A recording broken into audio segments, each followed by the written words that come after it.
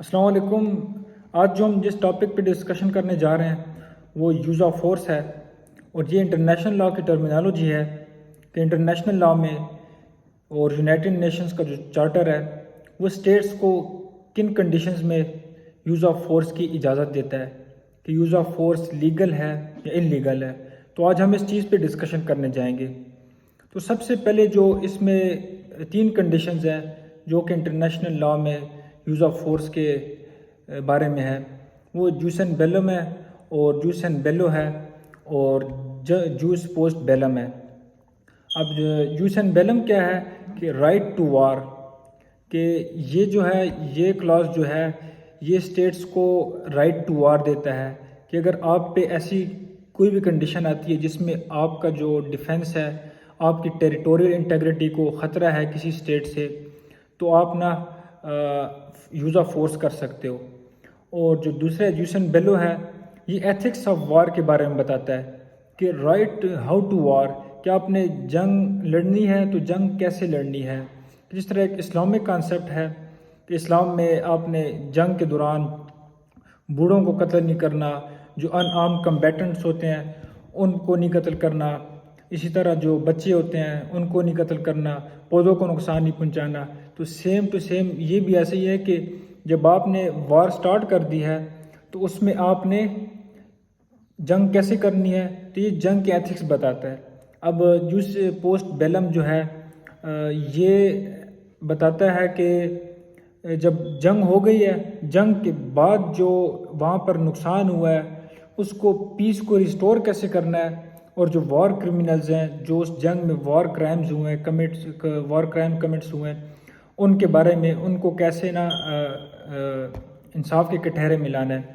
تو یہ جو تین کنڈیشنز تھی یہ بہت امپورٹنس رکھتی ہے، اور انہی کو جو ہے نا اسٹیٹس یوز بھی کرتے ہیں۔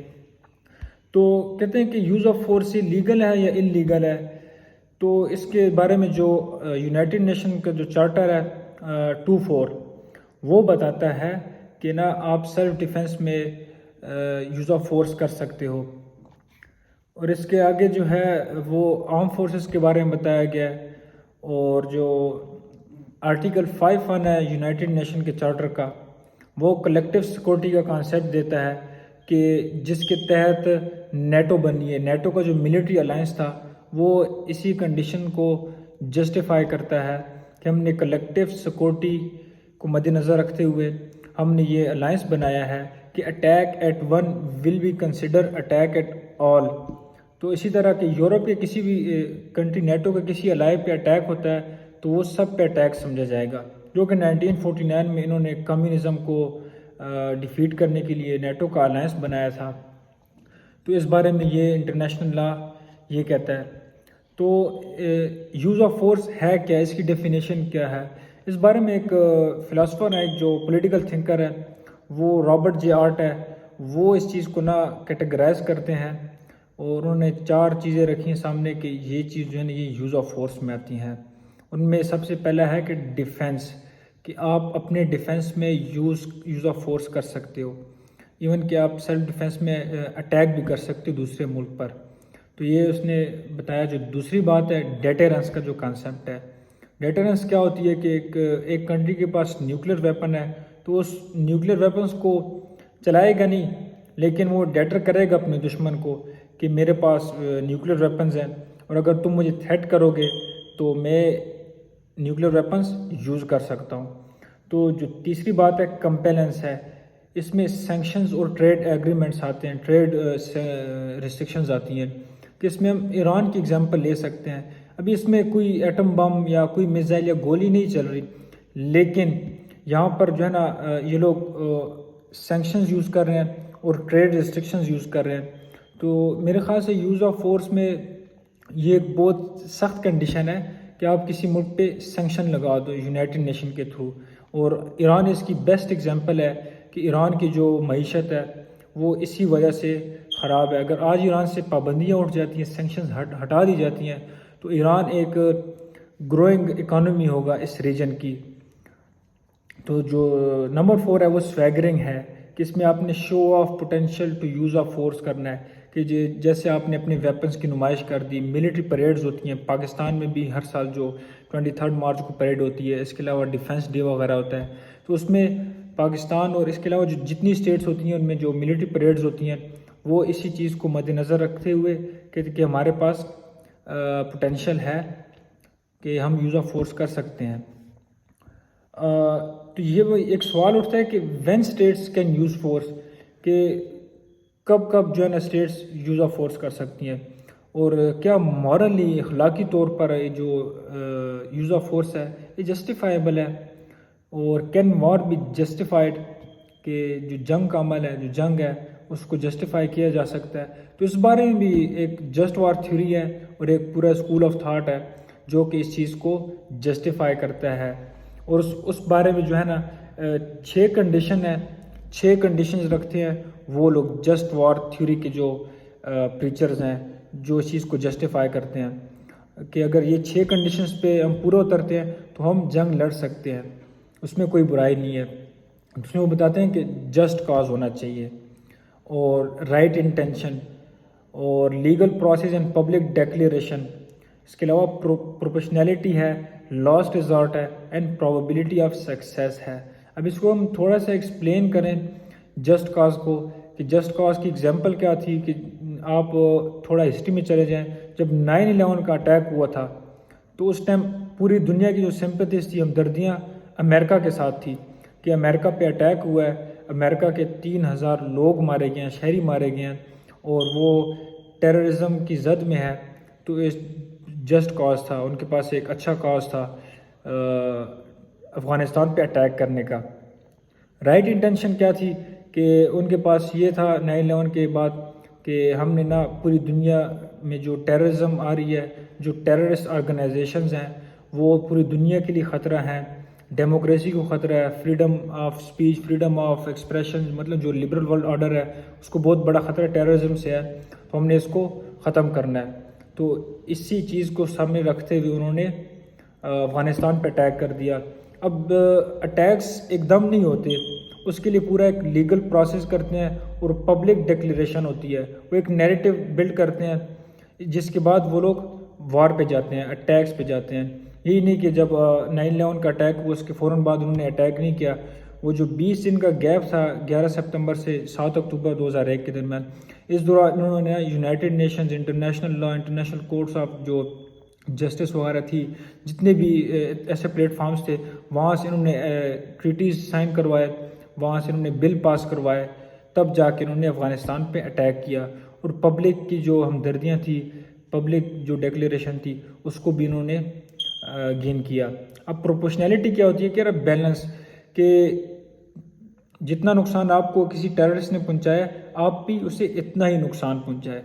تو اس چیز کو بھی انہوں نے بڑے اچھے انداز سے جسٹ وار تھیوری کے جو تھنکرز تھے انہوں نے اس چیز کو بڑا اچھے انداز سے ڈیفینڈ کیا تھا.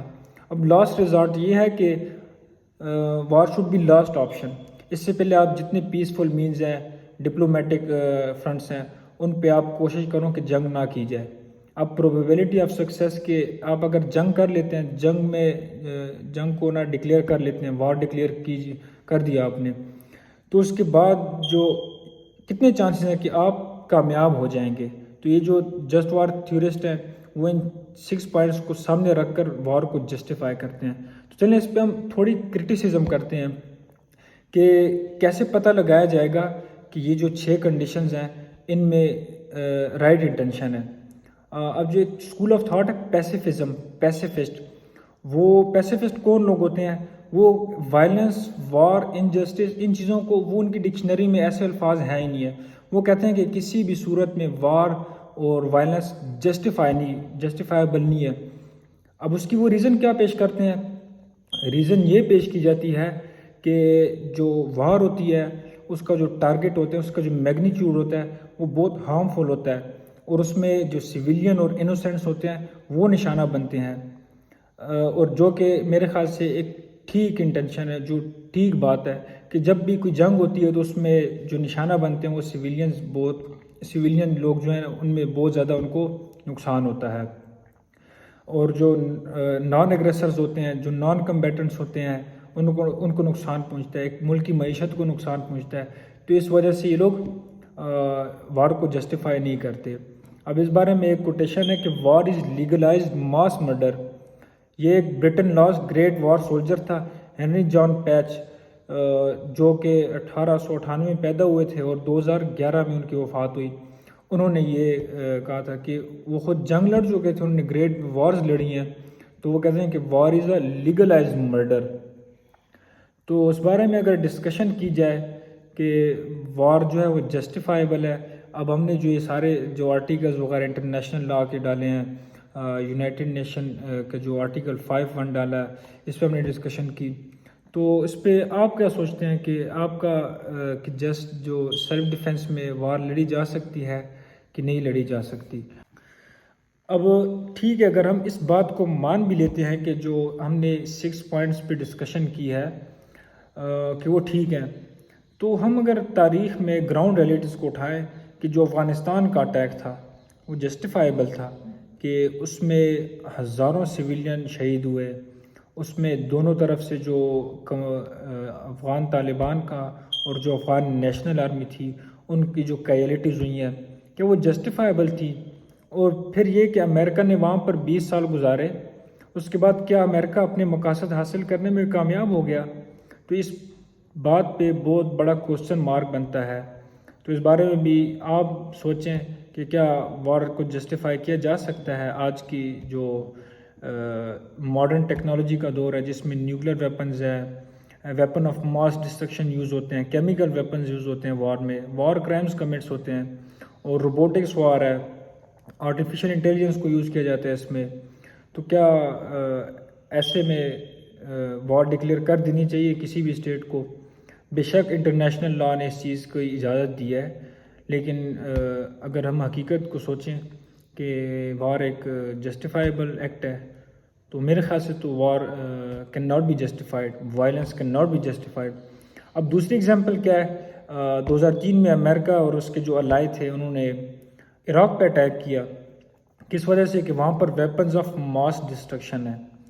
لیکن جب انہوں نے جنگ ڈکلیئر کی، عراق کی اینٹ سے اینٹ بجائی، عراق کی معیشت کو تباہ کیا، وہاں کے لوگوں کو شہید کیا، تو اس کے بعد جو ہے نا چند سالوں بعد یو کے کے جو پرائم منسٹر تھے انہوں نے کنفیس کیا کہ وہاں پر ہمیں کوئی ویپنز آف ماس ڈسٹرکشن کے آثار نہیں ملے.